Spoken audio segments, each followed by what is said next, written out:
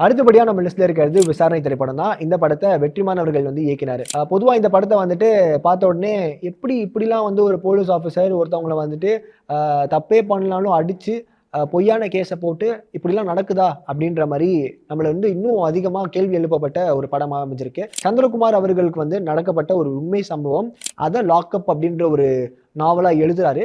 அந்த நாவல வெற்றிமாறன் அவர்கள் படிச்சு, இது ஏன் நம்ம படமா எடுக்கக்கூடாதுன்னு சொல்லி ஒரு படமா எடுக்குறாங்க. இந்த படத்த வந்து தனுஷ் அண்ட் வெற்றிமாறன் 2 பேரும் இணைந்து தான் தயாரிக்கிறாங்க.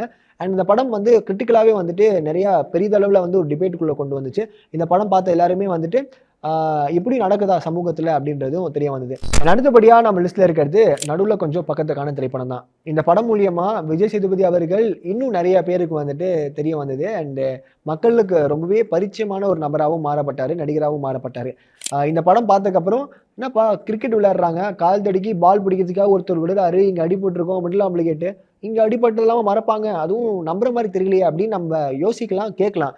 ஆனா இந்த படம் முடிஞ்சதுக்கப்புறம் நம்மளுக்கு ஒரு ரியல் லைஃப்ன்னு காட்டுவாங்க பார்த்தீங்களா? பிரேம்குமார் அவர்கள் இந்த படத்தோட சினிமாட்டோகிராஃபரா இருந்திருக்காரு. அவருக்கு நடந்த ஒரு விஷயத்த தான் இந்த ஒரு படத்துல வந்து கதையா எடுத்திருக்காங்க. அண்ட் நம்மளுக்கு வந்துட்டு சினிமாட்டோகிராஃபரா பிரேம்குமார்ன்னு சொன்னா புரியாது. 96 படத்தோட டைரக்டர், மெய்யழகன் படத்தோட டைரக்டர்ன்னு சொன்னா நம்மளுக்கு இன்னும் கனெக்ட் ஆகும்ல. அந்த படத்தோட டைரக்டர் தான் வந்து இந்த படத்துக்கு சினிமாட்டோகிராஃபரா இருந்திருக்காரு.